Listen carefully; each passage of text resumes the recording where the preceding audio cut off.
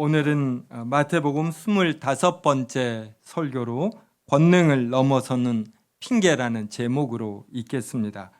우리 속담에 처녀가 애를 배워도 할 말이 있다라는 말이 있습니다. 사람은 아무리 자신의 잘못이 분명해도 먼저 변명을 찾는다, 이러한 뜻입니다. 이와 비슷한 속담으로 핑계 없는 무덤 없다, 못난 놈이 연장 탓한다 라는 말도 있습니다. 사람은 자신의 책임, 잘못을 인정하기보다 외부에서 이유를 찾으려는 죄성이 있기 때문에 이러한 속담이 존재하게 됩니다. 그러나 자신의 핑계와 변명하는 성향을 자신에게 있음을 냉철하게 인정하고 고쳐가는 사람은 아주 성숙한 사람입니다.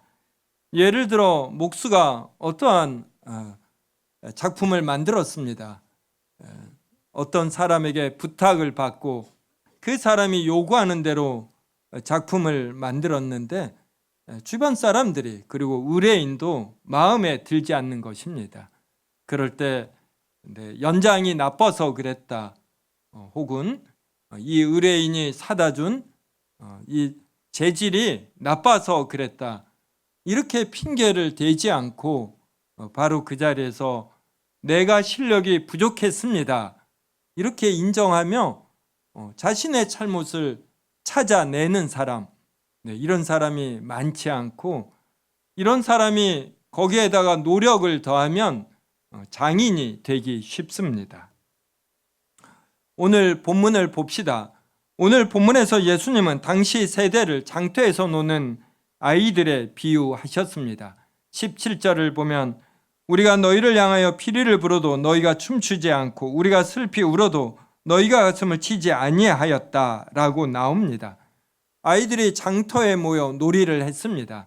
처음에는 결혼식과 같은 잔치 놀이를 했습니다. 피리를 불며 노래하고 이제 춤을 추는 노래죠.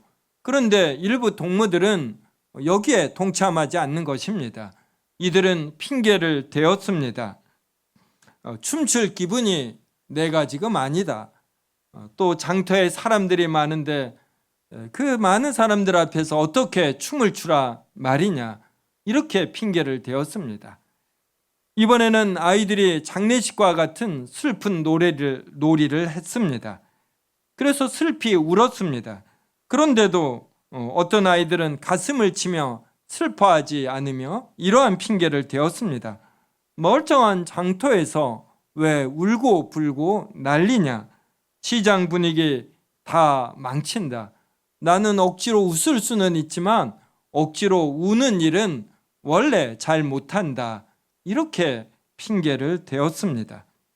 결국 문제는 어떤 놀이를 하느냐, 이런 놀이의 대상의 문제가 아니라 여기에 참여하고 싶지 않은 일부 아이들의 마음, 이것이 원인입니다. 예수님은 이 비유를 세례 요한과 자신의 사역에 적용하셨습니다. 세례 요한은 먹지도 않고 마시지도 않는 금욕적인 삶으로 회개를 외쳤습니다.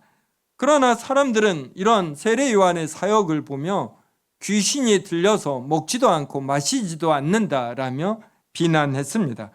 반면 예수님은 죄인들과 함께 먹고 마셨습니다. 그러자 사람들은 먹기를 탐하고 포도주를 즐기는 사람이요 세례와 죄인의 친구라고 비난했습니다. 세례 요한과 예수님의 사역 방식은 전혀 달랐습니다. 그러나 예수님과 세례 요한을 싫어하는 사람들의 반응은 똑같았고 두 분을 다 비난했습니다. 그래서 역시 이것은 사역 방식의 문제가 아니라 세례 요한과 예수님의 사역을 달갑게 받아들이지 않는 사람들의 문제였습니다. 그들은 하나님의 진리가 무엇이고 하나님의 영광이 무엇인가, 여기에 관심이 있지 않고 자신의 생각 방식, 자신의 영광, 그리고 지금까지 해온 이러한 습관적인 삶의 태도, 이것을 더 귀중하게 여겼습니다. 그래서 세례 요한과 예수님이 어떤 방식으로 사역을 해도 그리고 어떤 내용을 전해도 미운 사람은 떡을 줘도 밉다라는 속담처럼 세례 요한과 예수님을 거부했습니다. 오늘날도 마찬가지입니다. 교회에서 말씀이 엄격하면 부담스럽다 하고 은혜를 강조하면 가볍다고 합니다. 교회가 보수적이면 답답하다고 하고 조금 열려 있으면 세상과 타협한다고 합니다. 문제는 환경이나 방식이 아니라 하나님 앞에 순종하기 싫은 인간의 마음입니다. 그래서 예수님은 11장 19절 마지막 부분에서 지혜는 그 행한 일로 말미암아 옳다함을 얻느니라 라고 말씀하셨습니다. 참된 지혜는 말이 아니라 열매로 증명됩니다. 어떤 사람이 참된 지혜를 가졌는지 여부는 긴 시간에 걸쳐서 어떠한 삶을 살았고 어떤 열매를 갖고 있는가, 여기에 이것으로 판별이 됩니다. 성도 여러분, 이러한 면에서 자신을 냉철히 살펴보시기 바랍니다. 핑계를 대기 전에 자신의 속마음에 숨겨진 근본 원인을 살펴보시기 바랍니다. 내가 지금 왜 이러한 기분이 들고 왜 이러한 시각이 형성되는가, 그 이면에 있는 더 깊은 동기, 나도 속고야만은 더 숨겨진 원인을 찾아내는 것입니다. 그래야 자신에게 발전이 있습니다. 핑계를 찾아내는 자는 발전이 없습니다. 당장은 상황을 모면할지 모르고 당장은 자신의 불편한 감정을 해소할지 모르지만 자신에게 있는 근본 원인을 해결하지 않기 때문에 늘 그 비슷한 범죄의 삶을 살기가 쉽습니다. 그 근본 원인이 늘 그 사람의 성장을 가로막습니다. 그래서 사람은 자신의 죄와 부족함을 인정할 때 비로소 변화가 시작되고 큰 성장이 있습니다. 이것을 깨닫는 데는 늦는 게 없어요. 그래서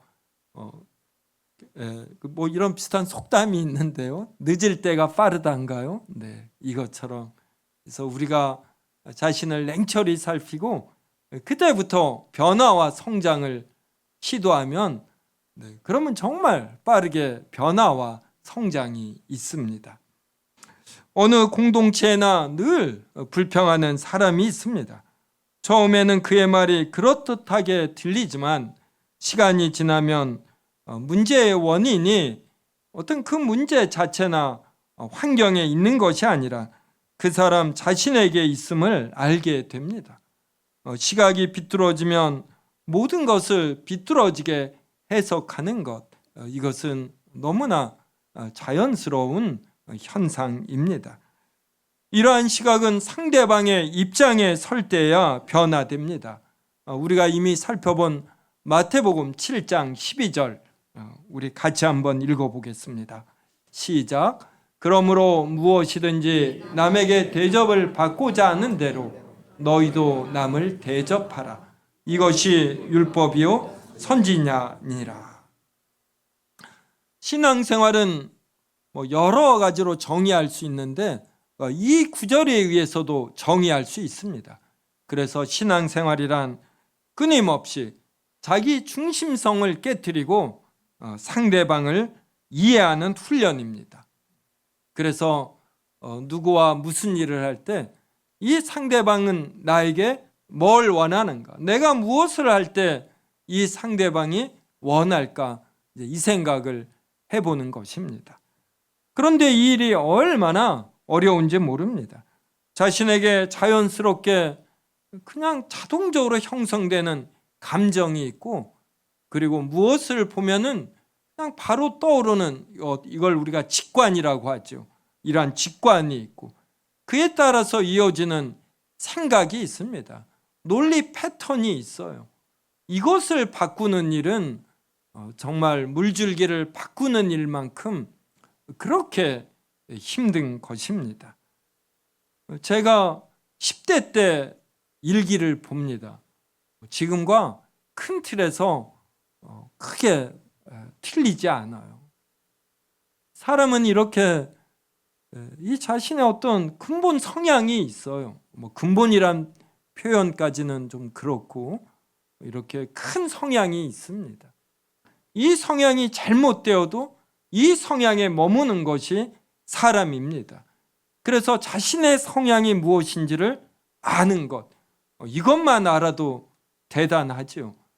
그러면 상대방과 비교해서 내게 옳다가 아니라 이 사람과 내가 이렇게 다르구나, 이 다른 면에서 나의 장단점은 무엇이고 상대방의 장단점은 무엇이고 이런 식으로 사고를 전개할 수 있습니다. 이렇게 하기 위해선 다방면의 노력이 필요합니다. 무엇보다 자신이 틀릴 수 있다라는 자신의 성향, 그리고 자신의 이런 직관이, 이 직관에 의해서 형성된 논리가 틀릴 수 있다라는 생각을 갖는 것, 이것으로부터 시작이 되겠죠. 그런 후에는 주변 사람들이 나를 어떻게 생각하는가, 이것을 파악하려고 해야지 됩니다. 그러려면 주변 사람에게 물어봐야지 돼요. 제가 종종 묻는 편입니다. 그러면 어떤 사람은 때를 기다렸다는 듯 얼마나 날카롭게 후벼 파는지 몰라요. 저는 좀 이런 걸 최근에도 어떤 논설문을 하나 썼는데, 사설이죠. 그러면 저는 정말 여러분의 여러 사람에게 읽힙니다. 우리 북 콘서트에 오셨던 총장님에게도 읽히고 다양한 입장을 가지신 분. 그러면 배우는 게 정말 많습니다. 그래서 누구에게 물을 때 그분의 불편한 표현을 이렇게 감내하려는, 그리고 그 사람이 틀렸다가 아니라 이 불편한 말이 맞을 수 있다라는 이러한 생각을 우리가 가져야지 됩니다. 그런 후에는 하나님 앞에서 예수님처럼 땀이 피가 되도록 기도하면서 이를 악물고 자신의 말과 행동을 이렇게 바꿔나가는 피를 흘리는 싸움을 해야지 됩니다. 그래도 다시 리셋되는 게 사람이에요. 정말 사람의 이 깊은 성향을 바꾸는 일이 얼마나 힘든지 모릅니다. 이 과정은 이렇게 쉽지 않지만 이러한 훈련을 통해 바꾸어지면 우리에게 얼마나 많은 열매가 있는지 모릅니다. 우리 주변에 사람들이 모여들고 나를 통해서 여러 사람이 격려받고 그에 따라서 어떤 경제적으로든 대인관계로든 풍성한 열매가 있는 것이에요. 그러면서 하나님의 시각으로 세상을 바라보는 지혜도 얻게 됩니다. 그런데 이 핑계대는 버릇이 하나님 앞에서도 또 고스란히 나타난다라는 것, 이거 아시는지요? 사람 사이의 오해와 실수는 그 피해가 한정적이고 그래도 회복될 수 있습니다. 우리의 구원과 영원한 생명과 직결되지는 않습니다. 그러나 하나님의 진리를 거부하며 핑계를 대는 일은 우리의 구원과 영원한 생명과 직결됩니다. 그러니까 가장 중요한 문제예요. 복음 앞에서 핑계를 대는 건 가장 위험하므로 우리는 이 일에 있어서는 핑계를 대려고 해서는 안 됩니다. 예수님은 우리가 지금 마태복음 11장 16에서 19절인가 읽었는데 그 이어지는 말씀에서 고라신과 베스다와 가버나움을 책망하십니다. 이 고을에서 가장 많은 권능들을 행했는데 사람들이 핑계를 댄다는 거예요. 그래서 오늘 설교 제목이 바로 권능을 넘어서는 핑계입니다. 예수님이 엄청난 권능을 가장 많이 행했는데도 이것을 받아들이지 않고 사람들은 핑계를 대는 것이에요. 11장 20절부터 24절 저와 한 절씩 읽겠습니다. 예수께서 권능을 가장 많이 행하신 고울들이 회개하지 아니하므로 그때에 책망하시되 화 있을진저 고라시나 화 있을진저 벳세다야 너희에게 행한 모든 권능을 두로와 시돈에서 행하였더라면 그들이 벌써 베옷을 입고 제에 앉아 회개하였으리라. 내가 너희에게 이르노니 심판날에 두로와 시돈이 너희보다 견디기 쉬우리라. 가버나움아 내가 하늘에까지 높아지겠느냐 음부에까지 낮아지리라. 내게 행한 모든 권능을 소돔에서 행하였더라면 그 성이 오늘까지 있었으리라. 같이 읽습니다. 내가 너희에게 이르노니 심판날에 소돔 땅이 너보다 견디기 쉬우리라 하시니라. 예수님은 권능을 가장 많이 행하신 고울들이 회개하지 않자 이들에게 소돔 땅보다 더 심한 심판이 있을 것이다 라고 말씀하셨습니다. 소돔 땅은 우리가 잘 아는 것처럼 아브라함 시절에 부패하여 하늘에서 불과 유황이 내려 멸망당했습니다. 그런데 예수님은 이 소돔 고모라보다 어떤 예수님의 하나님의 아들 되심 그리고 구원의 길이 무엇인지 권능을 통해 많이 알려주셨습니다.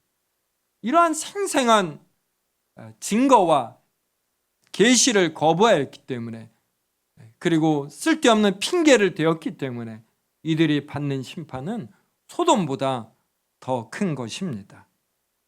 우리가 지난주에 마태복음 11장 5절 살펴보았습니다. 11장 5절 저와 같이 읽겠습니다. 맹인이 보며 못 걷는 사람이 걸으며 나병 환자가 깨끗함을 받으며 못 듣는 자가 들으며 죽은 자가 살아나며 가난한 자에게 복음이 전파된다 하라. 이렇게 맹인이 보는 일, 못 걷는 사람이 걷는 일, 듣지 못하는 사람이 걷는 일, 그리고 나병 환자가 완전히 낫고 심지어 죽은 사람이 살아납니다. 이것은 일반 과학이 할 수 없는 일이에요. 능력이 큰 사람이 할 수 없고 오직 하나님의 아들만이 하실 수 있는 일입니다. 근데 이러한 것을 보고도 사람들은 믿지 않는 것이에요. 그리고 다른 것에 관심이 있습니다. 이것들보다 더 중요한 것이 인생에서 없습니다. 그런데 이 땅에서 어떤 이 자극적인 것들의 현혹이 되어서 여기에 몰두해 버리는 것이에요. 요한복음 10장 37절과 38절을 저와 한 절씩 읽겠습니다. 만일 내가 내 아버지의 일을 행하지 아니하거든 나를 믿지 말려니와 그 이름 믿으라. 그러면 너희 아버지께서 내 안에 계시고 내가 아버지 안에 있음을 깨달아 알리라 하시니라. 미운 사람은 떡을 줘도 밉다 이러한 속담이 있는데 우리 신자는 그러면 안 됩니다. 누가 떡을 주면 이걸 객관적 사실로 받아들이는 것이에요. 그러지 이미 내 안에 형성된 어떤 감정, 이러한 편견으로 그 사람을 계속 이렇게 규정하면 안 되는 것입니다. 예수님께서 오셔서 이렇게 못 보는 자, 못 듣는 자, 못 걷는 자를 다 고치시고 죽은 자도 살리셨어요. 이런 엄청난 권능을 행하셨음에도 바리새인과 사두개인들, 서기관들, 제사장들 예수님이 미웠습니다. 그래서 예수님이 행하시는 권능들을 객관적으로 냉철히 살펴보지 않고 예수님에 대한 미움으로 계속해서 바라보는 것입니다.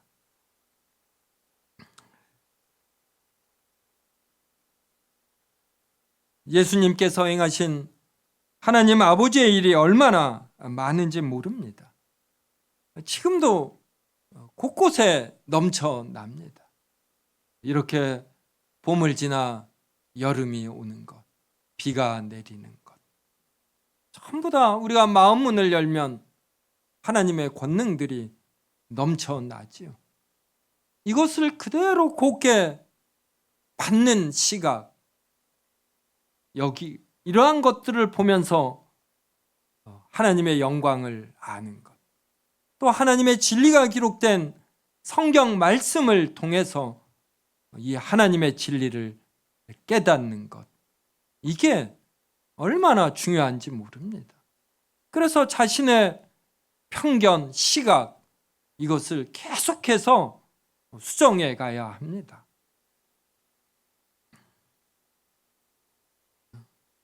마태복음 11장 11절도 우리가 지난주에 살펴봤습니다. 저와 같이 읽겠습니다. 내가 진실로 너희에게 말하노니 여자가 낳은 자 중에 세례 요한보다 큰 이가 일어남이 없도다. 그러나 천국에서는 극히 작은 자라도 그보다 크니라. 세례 요한이 구약의 어떠한 선지자들보다 더 큽니다. 이건 인격적으로 더 크다는 것이 아니라 받은 계시에 있어서 세례 요한은 예수님이 태어나시고 그리고 성장하시고 사역 시작하시는 것을 보았어요. 그리고 세례까지 주었습니다. 그리고 하나님께 직접 음성을 듣고 성령이 비둘기같이 임하는 자가 바로 하나님의 아들이시고 우리에게 구원을 주시는 자이라는 이러한 계시도 받았습니다. 그런데 이러한 세례 요한도 천국에서는 극히 작습니다. 이 말은 세례 요한이 죽은 이후 예수님의 사역을 보고 고난과 죽음과 부활과 승천을 보고 성령님의 인재하심을 지켜본 이들, 이 세례 요한보다 크다라는 것이, 이러한 것이 기록된 성경을 보는 이 신약시대 백성이 세례 요한보다 더 크다라는 것입니다. 그러니 이 신약시대 백성이 받는 은혜와 계시가 얼마나 큰지 몰라요. 복이 넘쳐납니다. 그러면 거기에 맞는 열매가 있어야지 여전히 핑계가 있으면 안 된다라는 것이에요. 11장이 논리가 이렇게 연결되는 것입니다.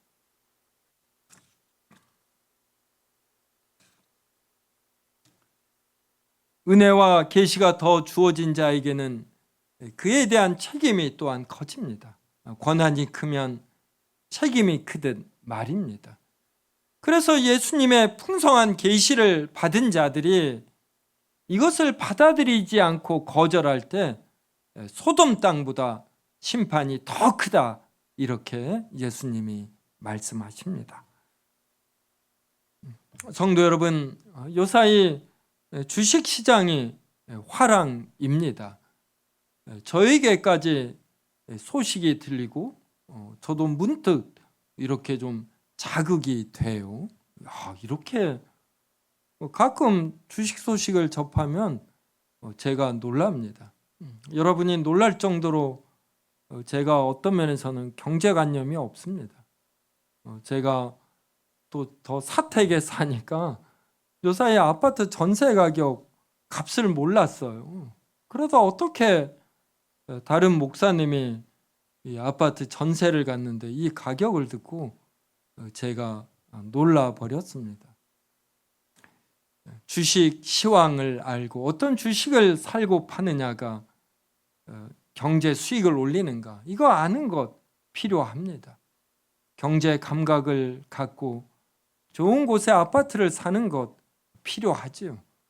그런데 이게 핵심은 아닙니다. 이것에 우리가 관심을 갖되 본질적인 관심은 하나님의 진리와 영광에 두어야 하는 것입니다. 이것만이 우리를 온전한 구원과 영원한 생명으로 이끌기 때문인 것이죠. 주식이나 아파트는 이 땅을 사는데 잠시 필요한 것이고 우리에게 편리함을 주지 절대로 평안 주지 않습니다. 서초동에서 10년 우리 세움교회가 서초교회라는 이름으로 있을 때 서초역 주변 제가 잘 알죠. 10년여를 살았는데 새로이 등장한 아파트들이야 좋지만 오래된 아파트들 별로 좋지도 않습니다. 근데 그 지역이 지니는 값들 때문에 그 불편한 아파트에도 이렇게 좋다고 사는 것이죠. 우리 신자는 냉철해야지 돼요. 어디에서 사는 것이 정말 행복이 있는 것인가? 정말 기쁨이 무엇인가? 사람들의 여론 속에서 형성된 이러한 위장된 행복이나 가치 이런 거에 우리가 현혹되면 절대로 안 됩니다. 그러다 보면 우리는 점점 하나님의 진리와 영광에서는 멀어지고 자꾸만 어떠한 핑계를 만들게 되어 있습니다. 마태복음 11장 25절부터 30절 저와 한 절씩 읽겠습니다. 그때 예수께서 대답하여 이르시되 천지의 주제이신 아버지여 이것을 지혜롭고 슬기 있는 자들에게는 숨기시고 어린 아이들에게는 나타내심을 감사하나이다. 볼소이다 이렇게 된 것이 아버지의 뜻이니 내 아버지께서 모든 것을 내게 주셨으니 아버지 외에는 아들을 아는 자가 없고 아들과 또 아들의 소원대로 계시를 받는 자 외에는 아버지를 아는 자가 없느니라. 내가 너희를 주시되 나는 마음이 온유하고 겸손하니 나의 멍에를 메고 내게 배우라. 그리하면 너희 마음이 쉼을 얻으리니. 이는 내 멍에는 쉽고 내 짐은 가벼움이라 하시니라.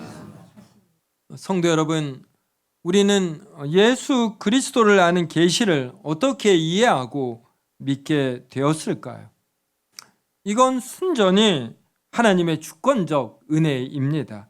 하나님께서 이 진리를 이 땅에서 지혜롭고 슬기 있다고 여기는 교만한 자들에게는 숨기시고 아이들처럼 진리를 모른다 하며 겸손하고 낮아지고 진리를 갈망하는 자들에게는 하나님께서 계시하여 주십니다.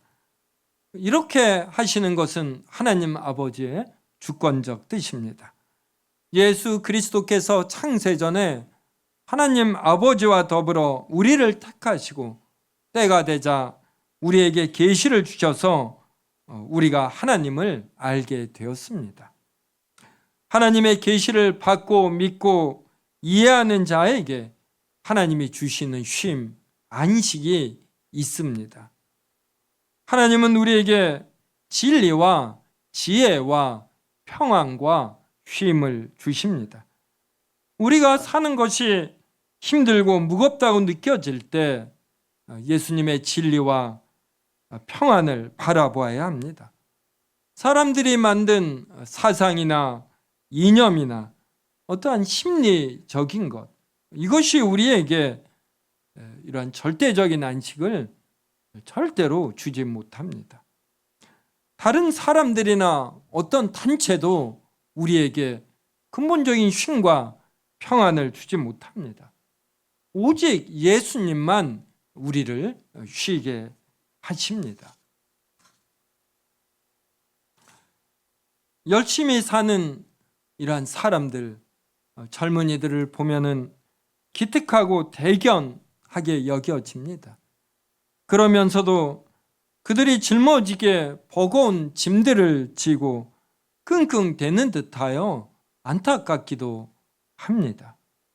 수고하고 무거운 짐을 진 것입니다. 그런데 이것들을, 이 수고하고 무거운 짐을 스스로 집니다.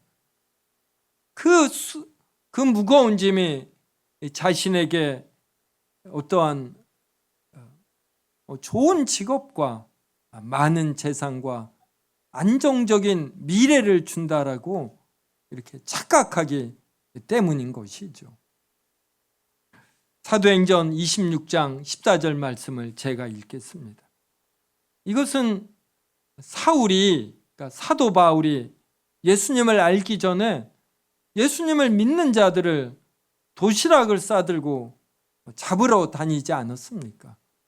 이런 사울을 예수님이 다메섹 도상에서 만나 주셨습니다. 그 내용을 말하는 구절입니다.